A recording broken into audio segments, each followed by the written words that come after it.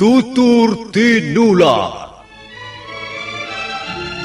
Kali ini mengetengahkan episode pertama dengan judul Pelangi di Atas Kurawa. Dalam seri yang ke-29 ini didukung oleh para pemain Wahyu Chandra sebagai Mengci, Ape Burhan sebagai Canpi, Otis Perkasa sebagai Wong Chow, Asdi Suhastra sebagai Empu Ranubaya, Wenda Lubis sebagai Wirot, dan Nusri pembawa cerita. Selamat menikmati. Rumah minum di desa Sugalu itu seketika menjadi gaduh. Begitu pedang Mengci menebas sebuah meja hingga terbelah menjadi dua. Pelayan rumah minum sampai mengkeret ketakutan. Tapi orang tua yang menjadi sasaran pedang justru nampak tenang-tenang saja. Sabar, Tuan Kucir, sabar. Ulang aja. Tuan Kucil. Kau berani mempermainkan aku. Ayo keluar. Kita bertanding di halaman sana. Tidak mau. Keluar Pak Tua. Aku menantangmu belaga. Tidak mau. Sudah dibilang tidak mau, kok masih maksa juga.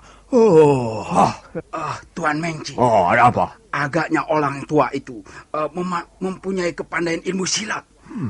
Dia sama sekali tidak menunjukkan rasa takut melihat kilatan mata pedang. Apa? Takut? Hampir seluruh hidupku kugunakan untuk mengamati senjata tajam seperti itu. Sudah biasa, tidak pernah takut. Jadi kau punya pengetahuan tentang senjata, Pak Tua? Iya, punya, walaupun hanya sedikit sekali. Bagaimana pendapatmu mengenai senjataku ini?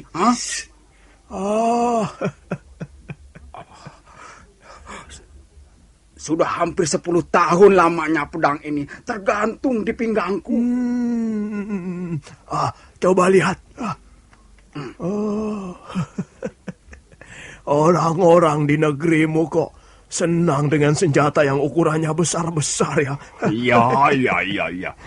Karena dengan pedang yang besar, kami dapat membabat sekaligus 2 orang musuh. Begitu. Bagaimana Pak Tua? Pedangmu ini masih agak lebih baik dibanding kepunyaan Tuan Kucir yang marah-marah itu. Apa? Kau bilang pedangku jelek? Iya. Pedangmu itu sangat buruk mutunya. Buatannya saja sangat kasar. Pedang bagi kami bukanlah untuk balang pajangan. Jadi soal buatannya halus atau kasar, itu tidak penting. Lalu yang penting apanya? Yang penting ketajamannya. Iya. Kau lihat sendiri tadi. Meja minum itu terbelah menjadi 2 kena babatan pedang ini. Iya. Ya, tentu saja. Meja minum itu terbuat dari kayu yang lunak. Kau jangan menghina pedangku ini, Pak Tua. Kalau kau tidak percaya, mari kita buktikan di luar. Hayo. Kau boleh menggunakan senjata apa saja. Dan aku akan menggunakan pedang ini. Iya. Mari kita buktikan senjata siapa yang lebih hebat. Aku tidak butuh omongan. Aku butuh balang bukti. Iya. Baiklah. Tapi karena aku ini orang tua, sudah tidak pantas lagi melompat-lompat sambil bermain pedang. Maka aku punya cara lain untuk menerima tantanganmu itu, Tuan Kucir. Ayo, mari kita keluar.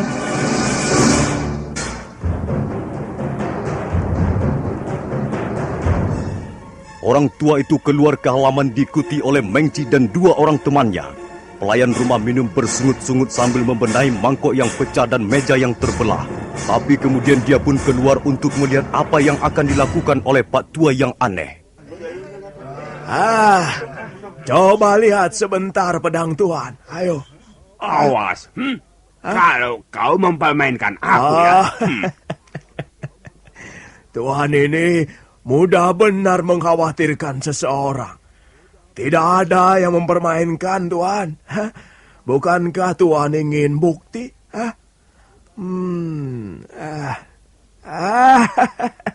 Benar kata saya. Pedang ini jelek, buatannya kasar, juga tidak tajam, lembek. Mana buktinya? Mana buktinya? Aku mau lihat. Tuan nanti yang akan membuktikannya sendiri. Saya hanya akan membantu saja. Lihat. Sewaktu saya berjalan-jalan tadi pagi, saya menemukan sebuah batu. Lihat. Ini. Batu ini cukup sederhana. Tidak ada yang aneh, bukan? Pak Tua. Apa kau bermain sulap, Di negeri kami permainan sulap sudah tidak aneh lagi, ya. Anak-anak kecil pun sudah bisa melakukannya. Tunggu. Ini bukan sulap, bukan pula sihir. Ini hanyalah suatu cara untuk membuktikan bahwa pedang Tuhan itu jelek. Ulang aja. Ayo, cepat buktikan kata-katamu, Pak Tua. Jangan membuat lawakan yang tidak lucu. Tuhan ini agaknya tergolong bukan orang yang penyabar. Aku sudah muak melihat tingkah lakumu. Awas, kalau sampai nanti kau tidak bisa membuktikan kata-katamu, akan kupotong lidahmu itu. Baik. Baiklah. Nah, sekarang lihatlah.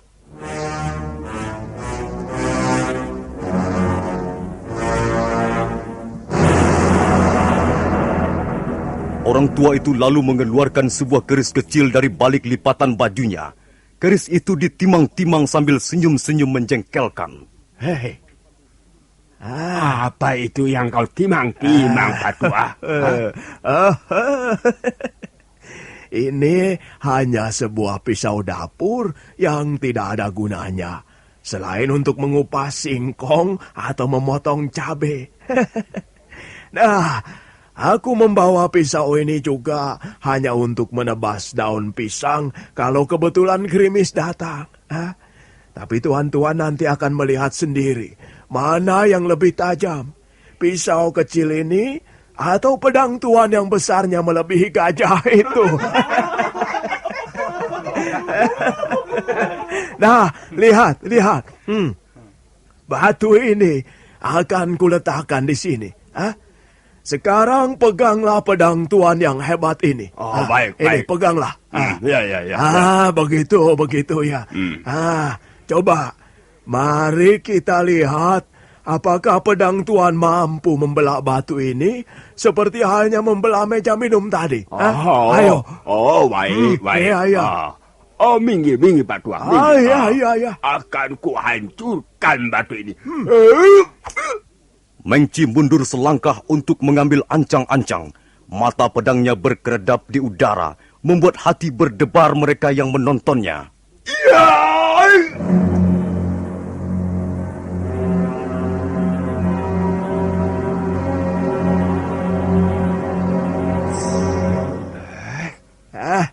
Batu itu kelas sekali.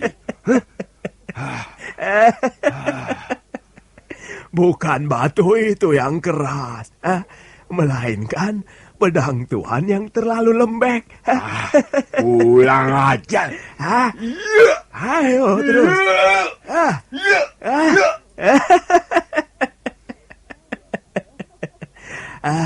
Bagaimana? Tuhan masih penasaran?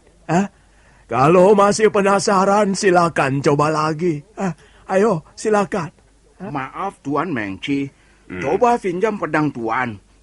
Biar saya mencoba menebas batu itu. Iya. Ya, Tuan Panci, biar teman-teman Tuan mencoba juga. Berilah mereka kesempatan untuk membuktikan kehebatan pedang Tuan. Awas kau Pak Tua. Kalau perkataanmu hanyalah omong kosong, kau akan menanggung akibatnya. Oh, iya, iya, iya. Nah, ambillah pedangku ini, Canpi. Jangan mau kita menjadi bahan olok-olok orang Singasari. Iya, baik Tuan Mengci. Canpi yang bertubuh lebih tegap dan kekar itu tidak segera mengangkat pedang. Untuk sesaat dia diam, mengatur pernapasannya. Kemudian dia mengambil jarak 3 langkah. Pedang itu pun mulai terangkat tinggi dan diputar-putar.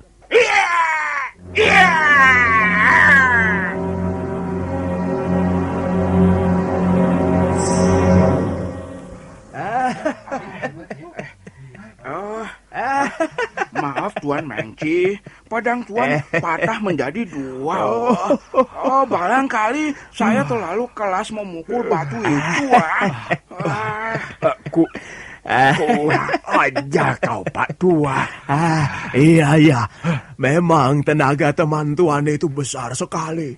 Pantas kalau pedang Tuan patah menjadi 2. Sekarang kau harus bisa membuktikan bahwa Iya, iya. pisaumu itu yang butut lebih hebat dari pedangku ini. Oh, iya, Ayo iya. cepat buktikan, Pak Tua. Ayo.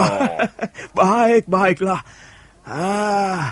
Memang sudah saatnya tuan-tuan menyaksikan sendiri ilmu pembuatan senjata di tanah Jawa ini. Nah, aku akan membuktikannya. Orang tua aneh itu lalu duduk bersila di halaman dengan tenangnya. Tangan kirinya menggenggam batu persegi panjang, sedang tangan kanannya memegang keris kecil. Kemudian dia mulai bekerja, menyayat-nyayat batu itu seperti halnya menyayat sepotong kayu bakar.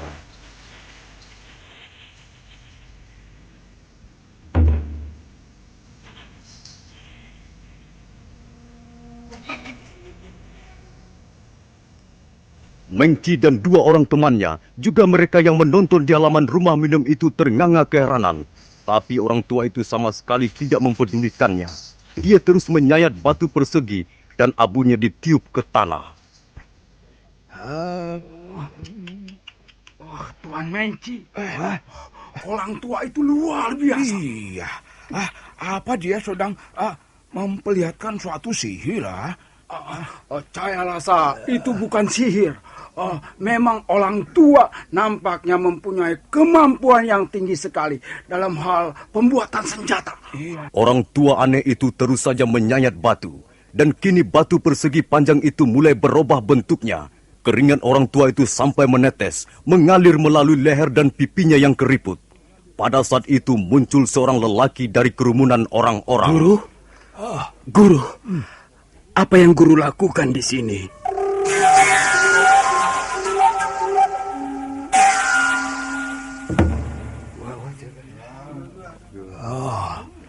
Ada apa, Wirat? Apa yang guru lakukan di sini? Apakah mereka mengganggu guru? Oh, tidak. Tidak ada yang mengganggu aku. Kau lihat sendiri.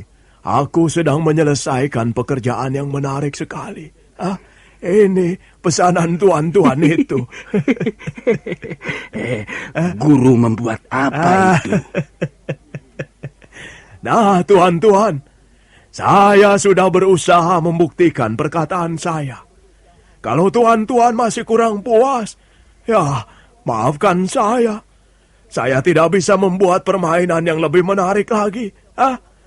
Ayo, Wirot. Hari sudah agak sore. Mari kita pulang. Ayo. Sebelum melangkah pergi, orang tua itu melemparkan batu persegi yang sudah berubah sama sekali bentuknya pada Mengci.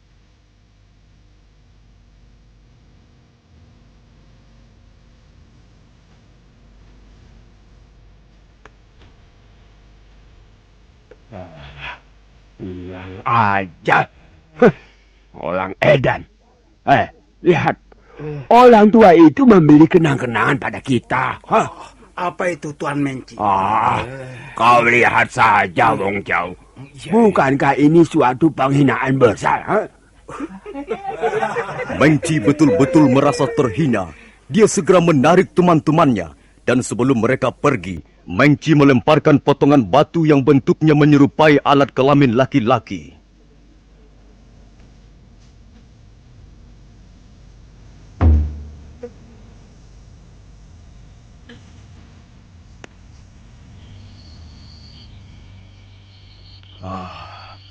Wirat, Wirat. Iya, Guru. Hmm, Saya ada di sini, di samping Guru. iya.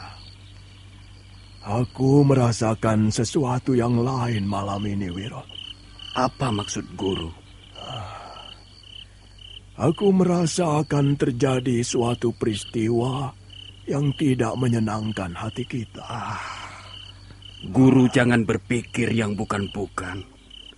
Barangkali Guru terlalu banyak minum tadi sore. Iya. Akhir-akhir ini aku memang agak banyak minum. Setiap hatiku sedih, merasa hidupku sudah gagal. Aku selalu haus untuk minum tuak. Guru harus banyak istirahat. Guru harus menjaga tubuh dan kesehatan Guru. Ya. Sudah beberapa bulan kita hidup tidak menentu seperti ini, Wirat. Wirat, aku ada pesan untukmu. Kalau nanti kau tidak bersamaku lagi, kau jangan bersedih hati. Tidak. Tidak, Guru. Saya akan selalu bersama-sama Guru. Saya akan selalu di samping Guru.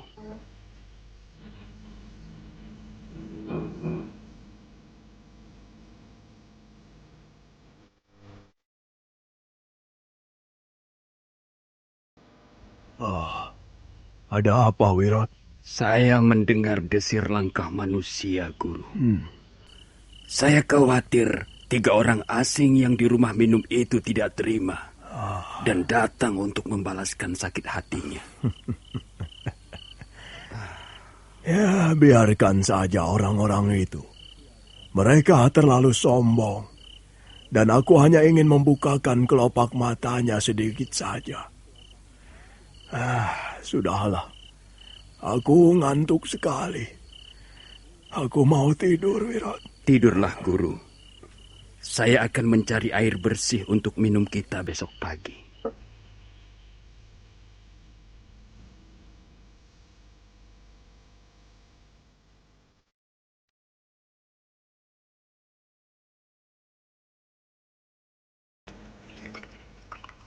Sungai Sugalu malam itu mengalir dengan tenangnya.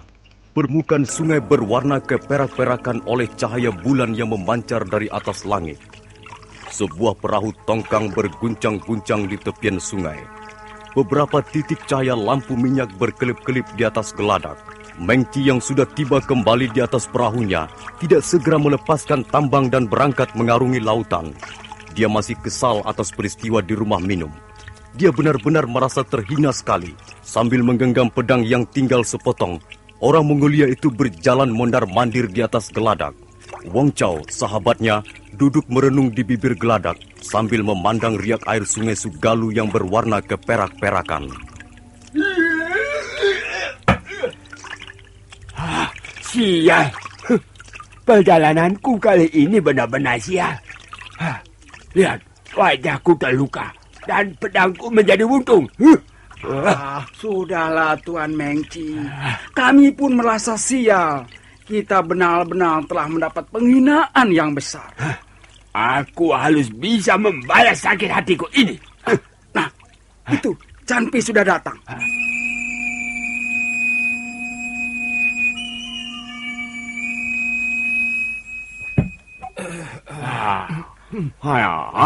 Bagaimana Canpi? Sudah kau temukan tempat tinggal si tua Waka itu?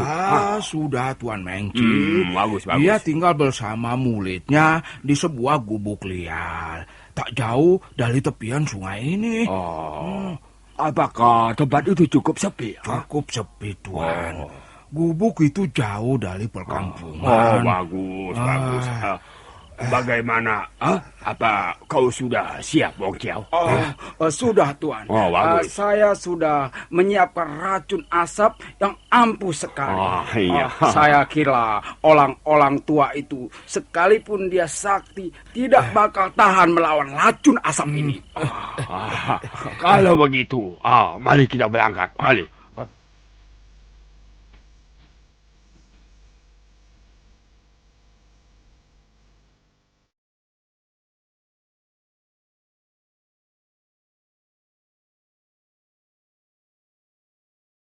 Mengci dan dua orang temannya segera turun dari geladak perahu tongkang, kemudian berjalan menyusuri tepian sungai. Canpi berjalan paling depan sebagai penunjuk jalan. Tak lama kemudian, Nah, ini gubuknya, Tuan. Mungkin mereka sudah tidur pulas. Iya. Aku tidak mendengar suara apapun dari dalam gubuk.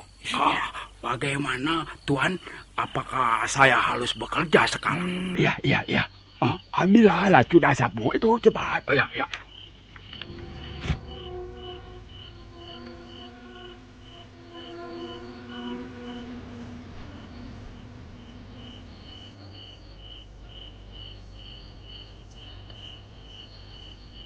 Wong Chow yang memang ahli racun itu segera melangkah mengendap ke arah gubuk. Dia membuat sebuah lubang kecil pada dinding gubuk dengan jari telunjuknya. Kemudian dia memasukkan sebuah pipa kecil dan meniup lubang pipa itu perlahan-lahan. Asap putih kebiru-biruan mengalir dari ujung pipa. Empu Ranubaya yang memang sudah tidur pulas sama sekali tidak menyadari datangnya bahaya itu. Wong Chow terus meniupkan racunnya. Ruangan gubuk yang sempit itu pun dipenuhi kepulan asap.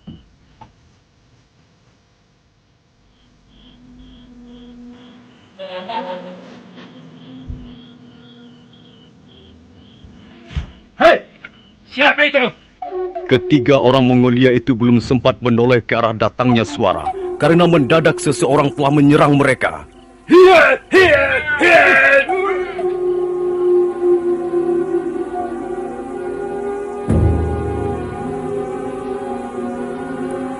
Dan terjadilah pertarungan sengit di tengah malam buta itu. Mengci dengan pedang buntungnya berusaha mendesak lawannya. Sementara itu Canpi mencoba merangsek dengan pedang panjangnya.